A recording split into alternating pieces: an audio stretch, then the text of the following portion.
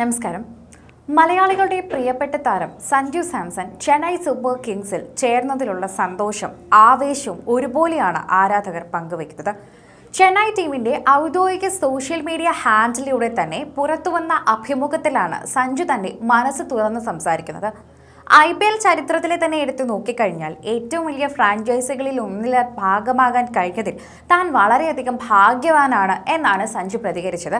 ഇത് സത്യമായ കാര്യമാണെന്നും അദ്ദേഹം പറഞ്ഞത് വളരെയധികം അംഗീകരിക്കുന്ന ഒരു കാര്യമാണെന്നും പറയുന്നു.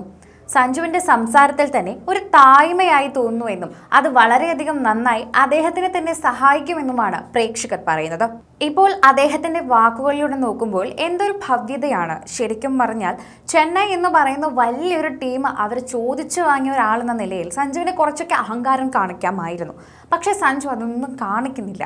പകരം സഞ്ജു തന്റെ എളിമയിലാണ് അതിന് മറുപടി പറയുന്നതെന്നും സഞ്ജുവിന് യാതൊരു മാറ്റവുമില്ല എന്നുമാണ് എല്ലാവരും കണ്ടെത്തി തന്നെ ഇതിനെക്കുറിച്ച് സംസാരിക്കുന്നത്.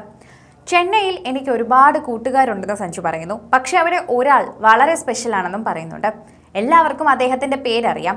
MS ധോണി എന്നാണ് അദ്ദേഹത്തിന്റെ പേരെന്ന് ചിരിച്ചുകൊണ്ട് തമിഴിൽ സഞ്ജു പറയുന്നുണ്ട്. ചെന്നൈയുടെ മുൻ താരവും നിലവിലെ കോച്ചുമായ മൈക്കിൾ ഹസിയെ താൻ ഒരുപാട് ആരാധിച്ചിരുന്നുവെന്നും സഞ്ജു വെളിപ്പെടുത്തുന്നുണ്ട്.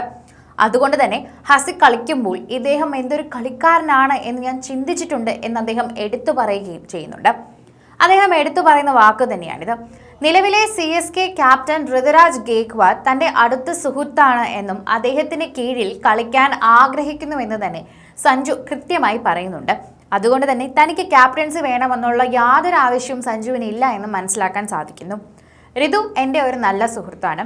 അദ്ദേഹം ക്യാപ്റ്റൻ ആകുമ്പോൾ എനിക്ക് അദ്ദേഹത്തിന്റെ ക്യാപ്റ്റൻസിയിൽ കളിക്കണം എന്ന് തന്നെയാണ് സഞ്ജു പറയുന്നത്.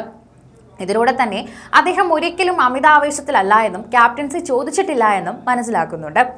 അതുപോലെ തന്നെയാണ് IPLൽ രാജസ്ഥാൻ റോയൽസിന്റെ നായകനായിരുന്ന സഞ്ജു സാംസണെ അടുത്ത സീസണിന് മുന്നോടിയായി തന്നെ നടത്തിയ പ്രധാന കൈമാറ്റത്തിലൂടെ ചെന്നൈ സ്വന്തമാക്കിയത്. ഇതിലൂടെ തന്നെ പലരും പല കാര്യങ്ങളായിരുന്നു സംസാരിച്ചത്. സഞ്ജുവിന് ക്യാപ്റ്റൻസി വേണമെന്ന് പറയും, സഞ്ജു അത് ചോദിക്കും ഇത് ചോദിക്കും എന്നൊക്കെയായിരുന്നു. എന്നാൽ അതൊന്നും നടന്നില്ല. രവീന്ദ്ര ജഡേജയും സാം കറീനെയും രാജസ്ഥാൻ റോയൽസിന് കൈമാറിയാണ് CSK സഞ്ജുവിനെ ടീമിൽ എത്തിച്ചത് എന്നെല്ലാവർക്കും അറിയാം. 2 താരങ്ങളെ കൊടുത്തിട്ടാണ് സഞ്ജുവിനെ അവർ വാങ്ങിയത്. ഇന്ത്യൻ പ്രീമിയർ ലീഗ് ചരിത്രത്തിലെ തന്നെ ഏറ്റവും വലിയ ട്രേഡ് കരാറിലാണ് മുൻ RR ക്യാപ്റ്റനായ സഞ്ജു സാംസൺ ചെന്നൈ സൂപ്പർ കിങ്സിൽ എത്തിയതെന്ന് ക്രിക്കറ്റ് ലോകത്തിൽ തന്നെ വലിയ രീതിയിൽ ചർച്ചയായ ഒരു വിഷയവും സംഭവവും തന്നെയാണ്. ഒരുപാട് പേർ ചർച്ച ചെയ്യുന്ന ഒരു വിഷയമായതിനാൽ തന്നെ ഒരുപാട് കാര്യങ്ങൾ ഇതിന് പിന്നിലുമുണ്ട്. സഞ്ജുവിനെ ഒപ്പം കൂട്ടാൻ പകരമായി രവീന്ദ്ര ജഡേജയും സാം കറേനെയും ഒരുമിച്ച് ചെന്നൈ രാജസ്ഥാന് കൊടുത്തത് തന്നെയാണ് ഏറ്റവും കൂടുതൽ എല്ലാവരും ഞെട്ടിച്ചത്.